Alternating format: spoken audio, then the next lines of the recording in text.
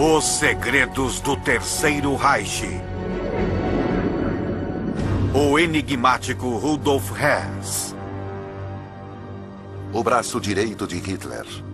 O vice-Führer, que acreditava que os pensamentos podem mover objetos e que a Grã-Bretanha faria paz com Hitler. Hess é realmente um mito. Rudolf Hess é sem dúvida uma das figuras históricas mais interessantes do século XX. Rudolf Hess embarcou numa jornada que acabou em uma queda espetacular. Ele conviveu com a elite nazista, mas abandonou o Reich no auge do poder numa missão secreta para chegar a um acordo com o inimigo. Se Hess tivesse tido sucesso, com toda certeza, todo o curso da guerra teria sido diferente. O assessor de Hitler fez um perigoso e cansativo voo secreto até a Grã-Bretanha no meio dos ataques aéreos alemães. Ele iria passar o resto de sua vida atrás das grades. O último detento na prisão de Spandau. Um velho solitário andando pelo pátio. E o mistério continua a envolver sua vida e morte. Como um homem daquela idade podia cometer suicídio? Muitos acreditam que ele foi assassinado para não divulgar segredos que ele poderia ter. Ele morreu há mais de 25 anos. Mas seu nome ainda é celebrado por uma minoria racista e violenta.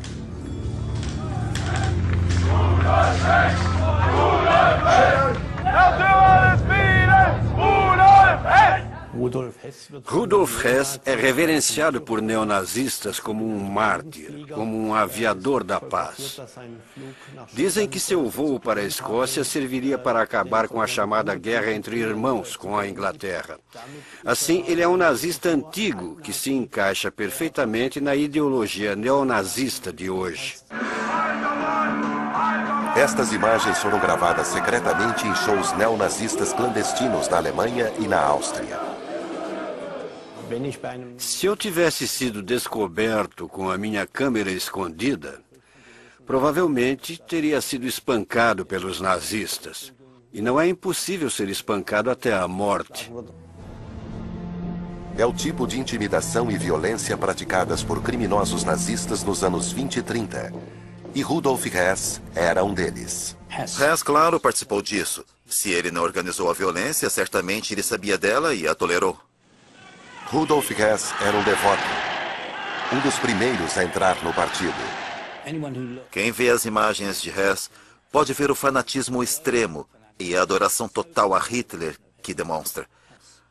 É assustador o quanto um homem pode admirar outro homem por razões políticas.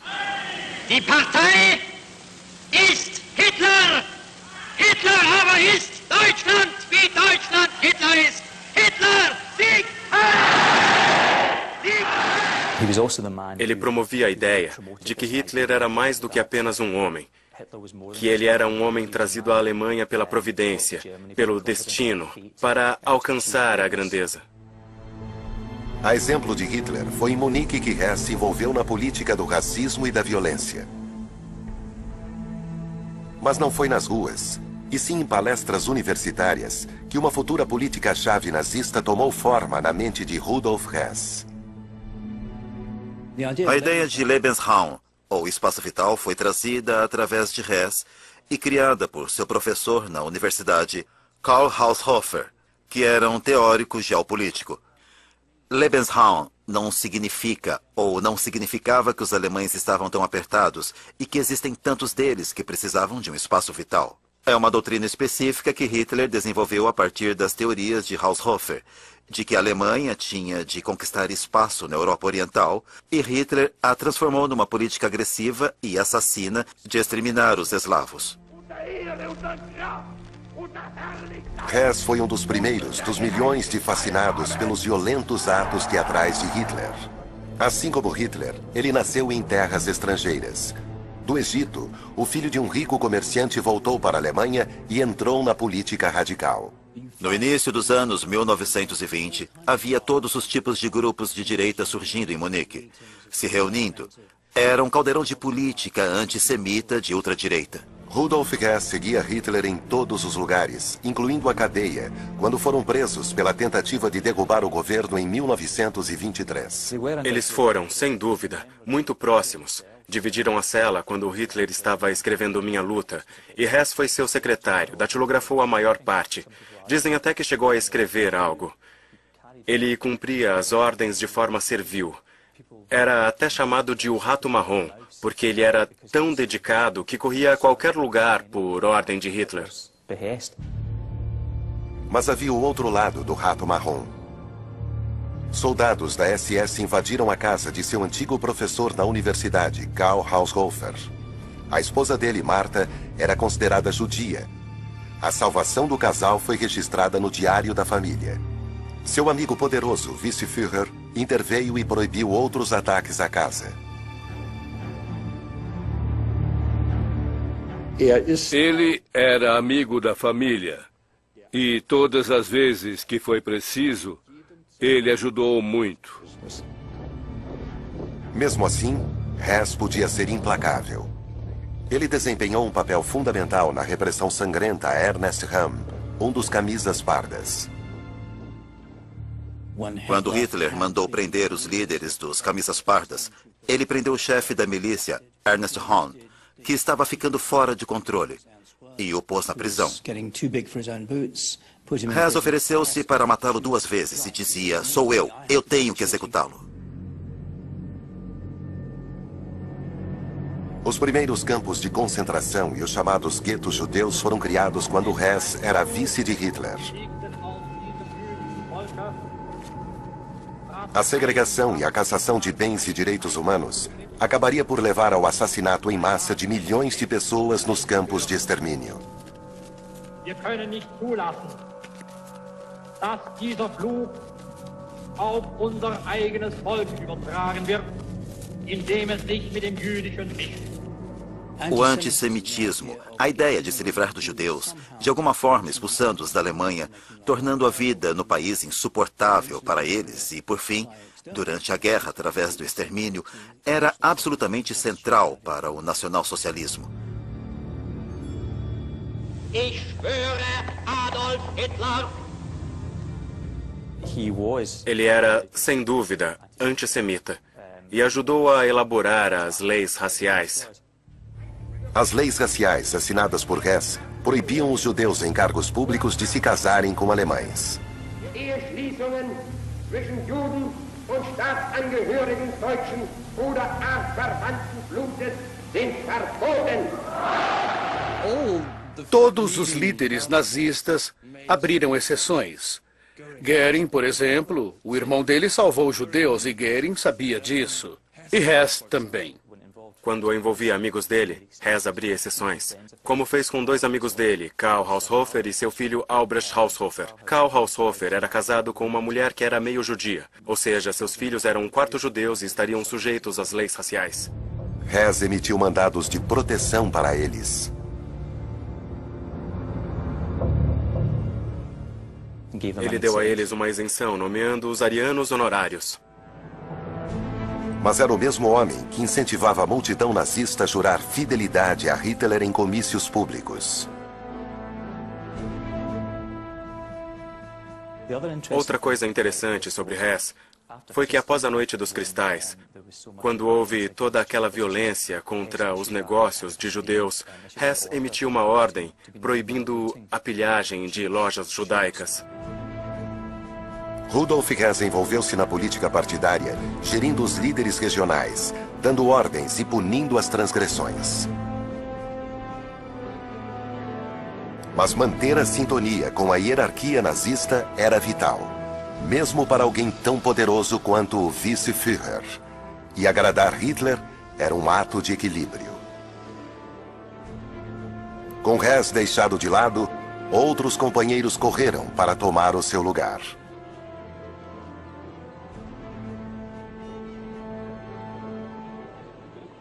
Hitler era o centro do poder. Quando você perdia essa relação, o jogo tinha acabado. Havia uma rivalidade e todos queriam ter o acesso especial a Hitler. Hess estava completamente fora. Enquanto o piloto amador se dedicava à paixão de voar, seu comandante perseguia um objetivo diferente.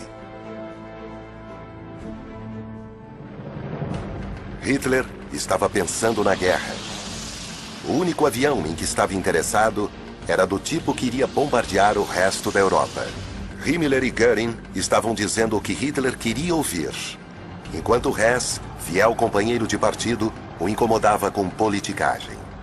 Ele tinha sido visto como o braço direito de Hitler durante a ascensão do nazismo. Mas quando começou a guerra, ele perdeu essa posição. Hitler disse que, quando falava com Göring, se sentia banhado em aço. Ele o fazia se sentir muito bem consigo mesmo. Mas Hess só lhe trazia problemas e dificuldades. Hess ficou profundamente chateado quando começou a perceber que estava sendo ignorado no processo de tomada de decisões. Em 1939, Hitler havia deixado seu adjunto para trás. Rudolf Hess passou a ter vários problemas de saúde, como dores no estômago e palpitações. Com a proximidade da guerra, o vice-Führer estava em segundo plano. Em 1939, o tempo de Hess tinha definitivamente acabado. Ele não tinha nenhuma influência sobre assuntos militares ou externos, nem na política interna. O vice-Führer ficou abandonado. Ele era um ministro sem pasta e não tinha nenhum trabalho específico. Rudolf Hess trilhou um caminho solitário, imergindo em terapias alternativas e paranormais. Ele se dedicava a práticas bizarras, se dedicava à medicina alternativa, dietas estranhas, e ele não estava sozinho. De certa forma, isso resumia toda a elite nazista. Eles estavam cercados por charlatães irracionais. O vice-líder de Hitler recorreu à terapia alternativa. Ele recebeu os delegados de uma conferência internacional sobre a medicina homeopática. Ele acreditava que correntes elétricas poderiam reanimá-lo.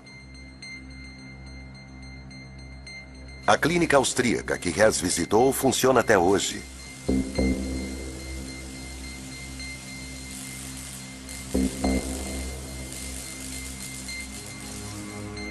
Uma nota de agradecimento de Hess pela recuperação da saúde ainda existe. Foi nessa época que a brilhante ideia do vice-Führer tomou forma. Ele procuraria a Grã-Bretanha, faria as pazes e voltaria a se estabelecer como uma estrela brilhante na elite nazista. É interessante ver, quando a guerra começou em setembro de 1939, ele ainda era o terceiro mais importante do governo. Hitler anunciou oficialmente que, se morresse na guerra, Göring seria o seu sucessor.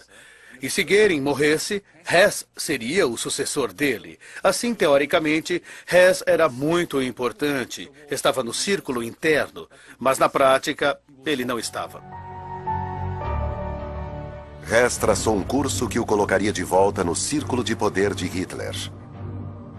Ele iria negociar um acordo com a Grã-Bretanha. Mas ele estava trabalhando sozinho? O exército britânico na França estava totalmente cercado em Dunkerque, quando Hitler repentinamente ordenou a suspensão do cerco, permitindo a fuga dos britânicos. Seria parte dos preparativos secretos para um pacto anglo-germânico? Não há nenhuma evidência de que um acordo estava sendo preparado entre os britânicos e os alemães na época de Dunkerque. A verdadeira razão para Hitler deter as tropas enquanto os britânicos fugiam foi porque Göring lhe assegurou que a Força Aérea Alemã iria destruir as tropas britânicas nas praias. E houve longas discussões entre os generais que queriam reagrupar. Na verdade, Hitler e seus generais planejavam invadir a Grã-Bretanha. Hitler tinha a esperança de fazer a paz com a Grã-Bretanha no verão de 1940. Mas depois disso, ele percebeu que tinha que travar uma guerra. Não algo muito duro, mas o suficiente para convencer a Grã-Bretanha a fazer a paz. Por isso, ele tinha de bombardear a Grã-Bretanha. Mas os ataques que aconteciam dia após dia, noite após noite, só aumentaram a determinação britânica. Churchill não tinha qualquer interesse num acordo de paz com a Alemanha. Ele acreditava que a Grã-Bretanha ganharia a Segunda Guerra Mundial. Ele já tinha planos para fazer isso acontecer.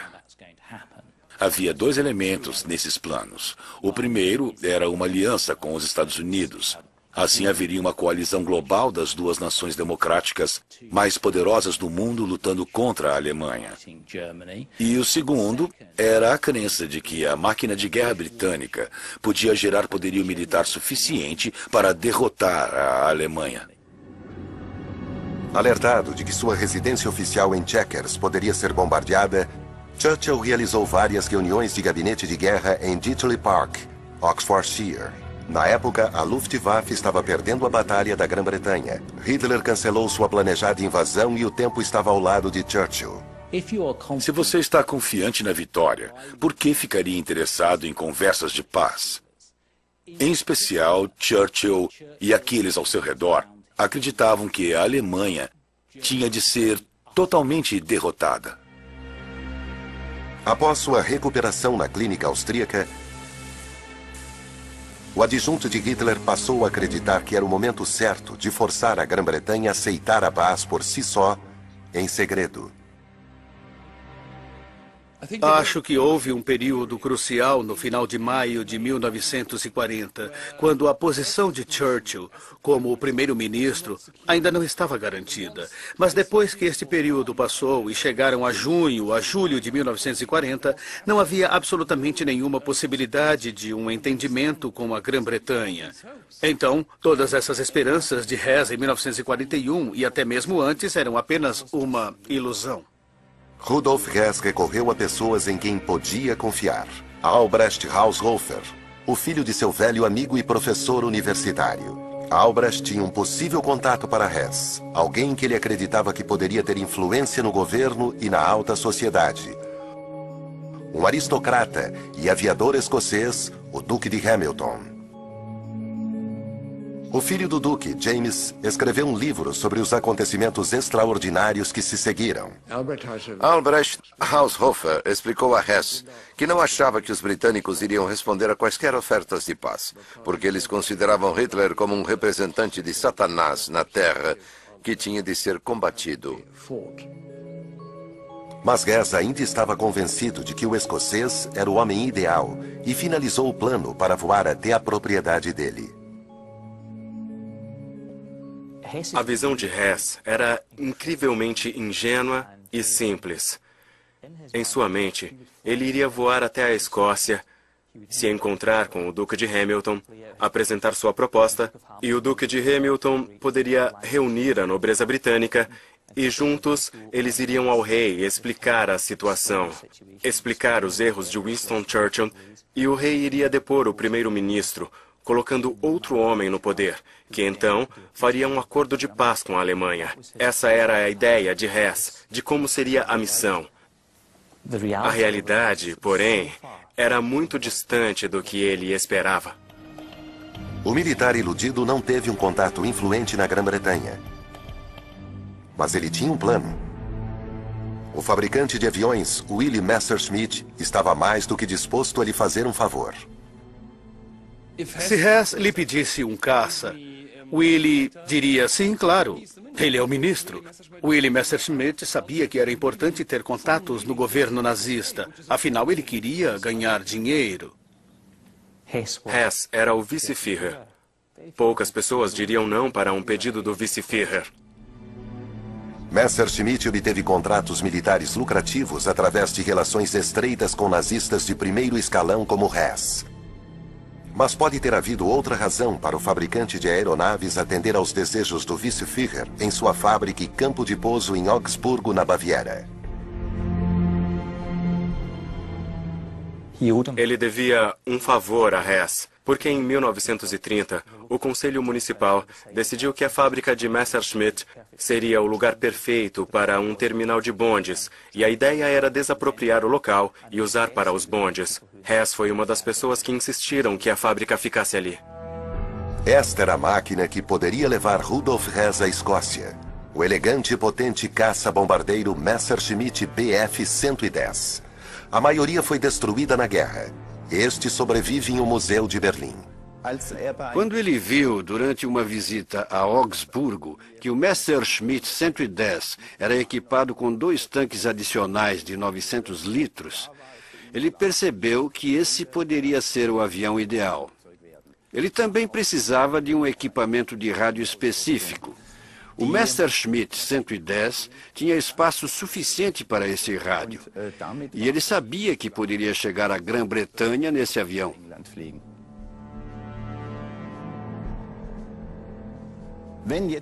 Com uma única pessoa pilotando o avião, algumas alterações tiveram que ser feitas. O equipamento de rádio é muito importante em um voo de longa distância. E tinha de ser operado do banco da frente. Assim, tiveram de instalar uma espécie de painel operacional na frente, para que o equipamento pudesse ser controlado dali. Com Hitler ocupado, se preparando para a invasão da União Soviética, o vice-Führer podia se dedicar à sua paixão por aviões, planejando e fazendo voos de treinamento sem levantar suspeitas. Ele pesquisou a rota, fez tudo o que podia para ter informações de boletins meteorológicos e do clima. Hess fez a primeira tentativa pouco antes do Natal de 1940. Ele decolou 3 vezes para a Escócia, mas foi obrigado a voltar para Augsburgo. Ele fez várias tentativas, mas teve que voltar devido a problemas mecânicos ou problemas com o clima. A única pessoa em sua equipe que sabia sobre o voo da paz era seu assistente de confiança, Karl-Heinz Pinch.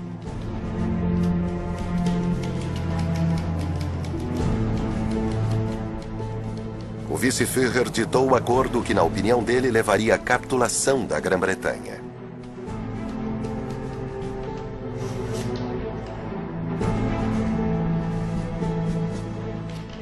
Hess acreditava que estava oferecendo um acordo generoso. O acordo dizia que a Grã-Bretanha poderia manter a maioria de suas colônias, mas o ponto-chave é que a Alemanha teria o domínio total da Europa. Entretanto, o governo britânico sabia que qualquer acordo com Hitler implicaria basicamente em se curvar a ele.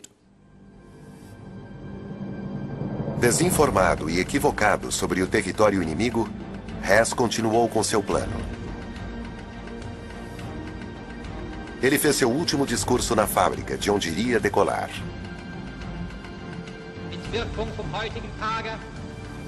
Atrás dele, um Bf-110, o mesmo modelo que Willy Messerschmitt lhe cedeu para pilotar, sem saber que nunca mais o teria de volta. 9 dias depois, Hess estava de volta a Augsburgo com seu assessor de confiança. Caso fosse capturado, ele estaria voando com o pseudônimo de Capitão Horn. A interceptação por caças dos 2 lados era um risco real.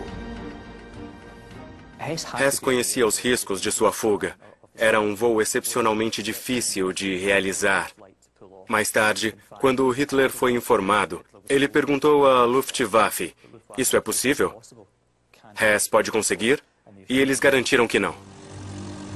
Centenas de bombardeiros alemães também decolaram no dia 10 de maio de 1941. Mas não estavam levando ofertas de paz. Londres sofreu um dos ataques mais ferozes da Blitz. A verdade é que o bombardeio deixa as pessoas extremamente irritadas. E não poderia haver pior momento para um líder nazista apresentar uma iniciativa de paz. Hess decolou à tarde e não retornou. Sua 4ª tentativa seria uma façanha de navegação e capacidade de pilotagem.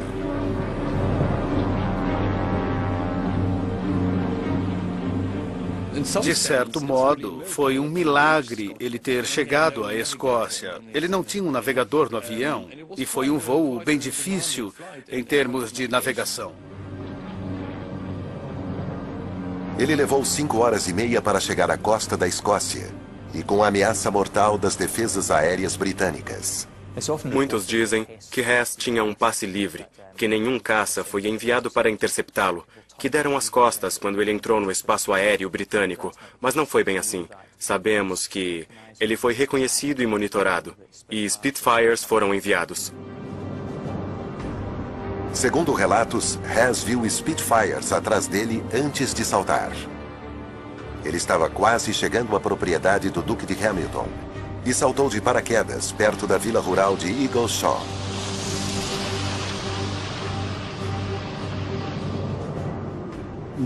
Ninguém esperava isso. Hess literalmente caiu do céu. E os britânicos ficaram totalmente confusos com o que aconteceu. Levaram algum tempo para entender que era Rudolf Hess.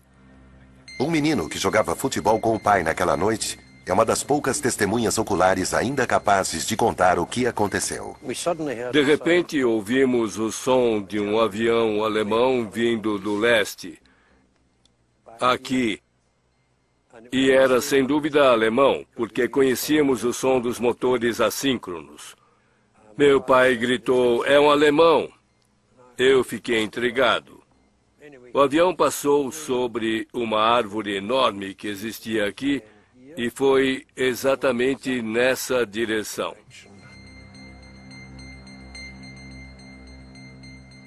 Este é o lugar exato onde Rudolf Hess pousou. E o avião dele caiu a uma distância muito curta daqui. Ele foi visto por um lavrador nessa casa aí. E o lavrador David McLean e o amigo John Tweedy saíram da casa e ajudaram Rudolf Hess a tirar o equipamento e o levaram para casa enquanto gritavam para o dono da fazenda, temos um prisioneiro alemão. Hess chegou perto da casa de campo do Duque de Hamilton. Seu avião foi destruído, mas ele escapou com uma torção no tornozelo. O piloto misterioso, que dizia se chamar Capitão Horn, foi levado para a sede local da Guarda Nacional. Hoje, uma loja maçônica. Meu pai entrou numa sala onde o prisioneiro estava na cama. E ele falou, não sei se você me reconhece, mas eu sou Rudolf Hess, vice de Hitler. Estou em uma missão pessoal não autorizada para a humanidade. E, claro, meu pai ficou totalmente perplexo. Ele não esperava que o prisioneiro fosse alguém de grande importância. Mas era evidente que aquele homem era provavelmente Rudolf Hess. Albrecht Haushofer tinha descrito Rudolf Hess a ele como um homem com os olhos afundados na cabeça, a tez escura e suave. E a expressão e comportamento do prisioneiro correspondiam à descrição. Era de fato o vice de Hitler. E Hess logo descobriu como estava enganado. O Duque de Hamilton não era um canal para qualquer tipo de aliança pró-Alemanha anti-Churchill em Westminster. O Duque de Hamilton estava longe de ser o homem que Hess acreditava que poderia organizar o acordo de paz com a Grã-Bretanha. O vice-Führer não teve as boas-vindas que esperava. Churchill tinha acabado de visitar as ruas de Londres, bombardeadas por invasores nazistas. Ele estava na casa de campo em Titchley Park, quando o Duque de Hamilton lhe disse quem tinha caído do céu. Você quer me dizer que o vice-Führer da Alemanha está em nossas mãos? E ele olhou para o meu pai como se meu pai estivesse tendo alucinações e a guerra estivesse sendo demais para ele. E meu pai disse, é quem ele disser. E Churchill respondeu, bom, seja ele Hess ou não, eu vou ver os irmãos Marx. Acho que ele falou sério quando disse que ia haver uma comédia. O que ele poderia fazer naquele momento a respeito de Hess? Era para ser levado a sério? Obviamente que não. Era uma forma de Churchill dizer, não vou dar atenção a isso, isso não é sério. Não vamos usar isso como uma maneira de fazer a paz. A visão britânica em relação à Alemanha. Eles não queriam. Na opinião de Churchill, do governo e da maioria do povo britânico, só havia dois tipos de bons alemães: mortos ou humilhados.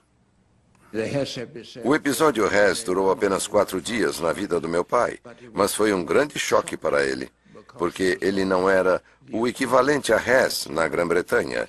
Era só um comandante de esquadrilha, muito ocupado cumprindo seus deveres na Segunda Guerra Mundial. Hitler estava ocupado planejando um ataque surpresa à União Soviética. Certamente um acordo com a Grã-Bretanha lhe convinha, evitando uma guerra em duas frentes. Talvez ele soubesse sobre o plano bizarro de seu adjunto e tenha até mesmo autorizado. É exatamente isso que o assessor de Rudolf Hess disse aos soviéticos depois de ser capturado no fronte oriental. Mas sua confissão foi gravada sob pressão, possivelmente sob tortura. Quando Karl-Heinz Pintsch foi finalmente solto, suas mãos estavam tão deformadas que ele não conseguia segurar talheres. Ele sofreu muito nas mãos dos soviéticos e não sabemos exatamente o que aconteceu com ele. Mas é muito provável que tenha sido muito pressionado. Eu acho realmente muito improvável que ele tenha dito a verdade. Hess disse ao seu assessor que, assim que ele estivesse fora do espaço aéreo alemão, sua missão deveria ser informada a Hitler. De acordo com um relatório de 28 páginas contendo seu depoimento aos soviéticos, Hitler não se surpreendeu e reagiu de maneira calma. Mas outros que estavam no refúgio de Hitler na época deram uma versão muito diferente dos acontecimentos. Hitler ficou chocado e reagiu com fúria e indignação. Dizem que Hitler ficou arrasado, que nunca o viram tão irritado. Mas por que os soviéticos obrigaram Pintsch a dizer o contrário? Historiadores sugerem que Stalin queria evidências de um possível acordo anglo-germânico para desacreditar e colocar pressão sobre o Ocidente. Hess e seu infeliz assessor tornaram-se peões num jogo geopolítico. Ficou claro que Pintsch falou o que as autoridades de inteligência queriam ouvir. Stalin queria semear a dúvida e a discórdia no Ocidente. Ele sempre teve essa impressão de que, pelo fato de britânicos e alemães serem capitalistas, de alguma forma eles iriam entrar em algum tipo de acordo.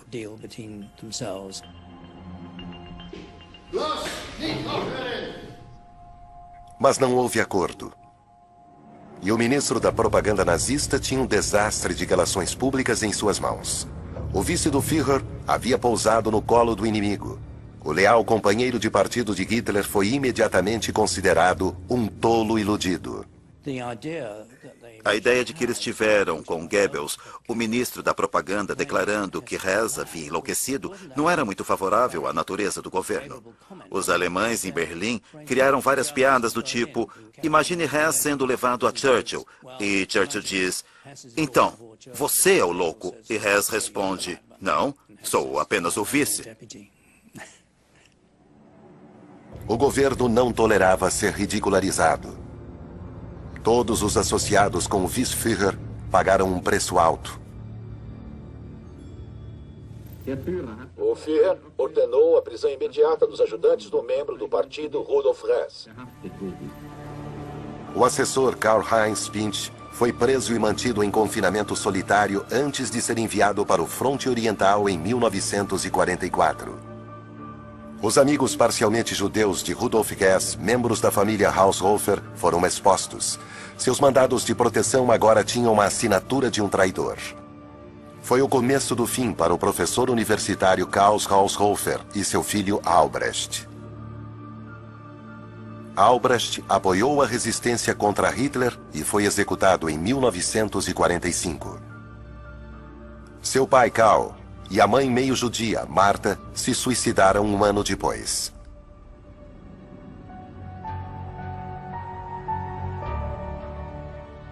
Quanto a Rudolf Hess, não houve reunião com o rei ou com políticos influentes. Ele ficou preso na Torre de Londres. A União Soviética ainda não estava na guerra. Talvez Hess tenha sido silenciado numa tentativa de provocar a reação de Stalin. É uma forma de Churchill manter Hess sob controle, não permitindo que ele falasse alguma coisa, dando algumas pistas de que havia um tratado de paz sendo negociado. Isso levaria Stalin a invadir a Alemanha antes que a Grã-Bretanha se retirasse. Se eles deixassem Hess falar alguma coisa, todos veriam que ele estava maluco, e toda a trama seria revelada. Da torre, Hess foi transferido para um ambiente mais opulento. Uma casa de campo a oeste de Londres. Ele era um maluco interessante, na opinião dos britânicos. Eles queriam sondá-lo, queriam analisá-lo, queriam entender o que estava acontecendo, o que levou a este incidente totalmente bizarro. Churchill não precisava de Hess para provocar inquietação no Oriente. 6 semanas depois, Hitler invadiu a União Soviética. E o ex-Vice-Führer foi totalmente esquecido. Foi a melhor coisa que Rudolf Hess chegou a ter. Uma casa de campo onde ele podia andar no jardim. Também foi o palco da primeira tentativa de suicídio. Ele sobreviveu a um salto do primeiro andar com uma perna quebrada. Em seu bilhete de suicídio, ele declarou sua lealdade a Hitler, embora o governo o considerasse um traidor iludido. Após a derrota da Alemanha, o nazista foi levado ao Tribunal Penal Internacional em Nuremberg. Parecia que Goebbels estava certo, afinal de contas, o membro do partido, Hess, parecia ter enlouquecido completamente. Em Nuremberg, ele fingiu estar sofrendo de amnésia, mas quando o comandante afirmou que ele não estava se comportando com hombridade e que devia à sua família e ao seu país uma confissão completa, no dia seguinte ele disse que tinha recuperado a memória e queria ser julgado com os seus colegas. Ele foi condenado à prisão perpétua por seu papel nos primeiros crimes do regime nazista. O Holocausto foi revelado ao mundo, mas o ex-vice de Hitler ainda se declarou um nazista orgulhoso. Ich bereue nichts. Rudolf Hess foi enviado ao presídio de Spandau, nos arredores de Berlim. Outros detentos, como o arquiteto de Hitler, Albert Speer, e o líder da juventude hitlerista, Baldur von Schirach, chegaram e saíram. O ex-vice-Führer estava lá para ficar. Comparado com um prisioneiro comum numa prisão comum, ele tinha uma liberdade de movimentos considerável. Ele escolhia os alimentos e esse tipo de coisa que um prisioneiro normal jamais faria. Ele tinha uma vida relativamente livre dentro do complexo. Estava em grande forma para a idade. Ele foi mantido lá porque essa era a pena dele, a prisão perpétua. Houve uma campanha para libertá-lo, mas foi uma campanha neonazista. Se fosse liberado, ele teria se tornado o centro da veneração neonazista, sem falar na veneração de velhos nazistas que ainda o consideravam o vice-Führer do Reich. Em junho de 1987, o presidente da Alemanha Ocidental fez uma visita histórica a Moscou. O estreitamento das relações levou a especulações de que os soviéticos poderiam concordar em libertar Rudolf Hess. Eu contei a ele e ele me disse, que bom. Outros dizem que a Rússia jamais concordaria em libertar o nazista que já tinha sido vice de Hitler. Por que a Rússia não iria querer libertá-lo? Acho que a resposta está no número de mortos da Segunda Guerra Mundial. Veja o que isso causou à Rússia como um todo. Foi terrível. No dia 17 de agosto de 1987, o ex-vice de Hitler procurou sua própria liberação final. O suicídio de Hess foi uma surpresa total. Não havia qualquer indício de que ia acontecer. Hess foi encontrado na casa de verão do presídio. Funcionários afirmaram que o homem frágil e parcialmente cego de 93 anos de idade havia se enforcado com um cabo elétrico.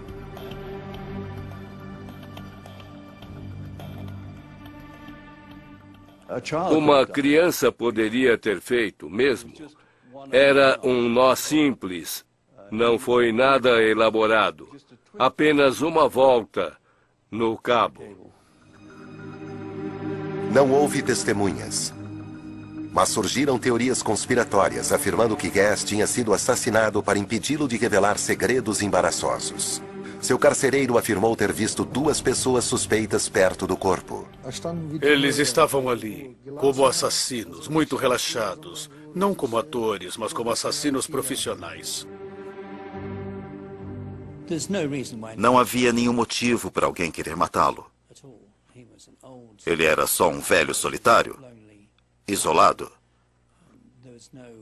Não houve qualquer indício nas décadas em que ele ficou na prisão de Spandau de que ele revelaria segredos de qualquer espécie. O filho de Hess, Wolf, estava entre aqueles que suspeitavam de um crime. A família pediu uma segunda autópsia.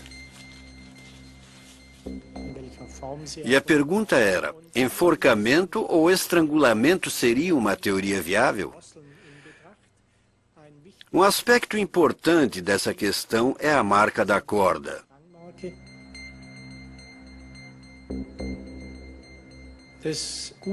O relatório chegou à conclusão de que a morte foi causada pela compressão do pescoço através de um objeto semelhante a uma corda. O relatório não pôde afirmar se foi enforcamento ou estrangulamento. A segunda autópsia trouxe mais perguntas do que respostas. Algumas partes do corpo não foram disponibilizadas para o exame particular. As chamadas entranhas do pescoço, incluindo a laringe, a traqueia ou grande parte dela, a glândula tireoide e uma artéria carótida, tudo tinha desaparecido. As partes do corpo não tinham desaparecido. Havia uma explicação lógica. Essas partes não foram entregues à família nessa fase, porque os exames não tinham sido concluídos. Esses exames levam dias e certamente queríamos nos livrar do corpo. Por isso o entregamos. Rumores e especulações seguiram Rudolf Hess na vida e na morte. A segunda autópsia não oficial foi inconclusiva. As teorias de um assassinato continuaram fortes. A família acreditava que a morte tinha sido causada por um estrangulamento cometido por outra pessoa. Mas tivemos que dizer que esse é um cenário possível, mas não é necessariamente o cenário correto. Para as autoridades do presídio, não havia mistério em torno da morte de Rudolf Hess. Acho que essas teorias são uma grande bobagem. Não passam de pura especulação. O ex-vice de Hitler morreu sabendo que nunca seria perdoado. Ele percebeu, a partir da rejeição que recebia das autoridades, que não havia nenhuma chance de ser libertado. Ele estava lá para o resto da vida e pronto. Ele sabia disso e aceitou, e nos últimos momentos decidiu fazer algo a respeito, e fez. Seu malfadado voo o levou a uma vida no cativeiro. A morte era a única saída. Ele ainda é celebrado por uma minoria extremista, ignorante do terror que ele já representou. 2 pontos que nunca foram esquecidos sobre Rudolf Hess. O primeiro é que ele assinou toda a legislação antissemita. Assim, ele ajudou a fornecer a base em que todos aqueles de origem judaica poderiam ser abertamente discriminados. E o segundo ponto é que ele apoiou Hitler em todos os sentidos e não queria a paz. Ele queria a guerra contra a Rússia. Mas o que ele queria, para que essa guerra fosse bem sucedida, era a remoção da Grã-Bretanha do conflito, antes que o ataque à Rússia começasse. E nisso ele falhou. Seu voo para a Grã-Bretanha não tinha por objetivo alcançar a paz, mas atender às ambições de Hitler para a guerra total. Ambos foram um fracasso.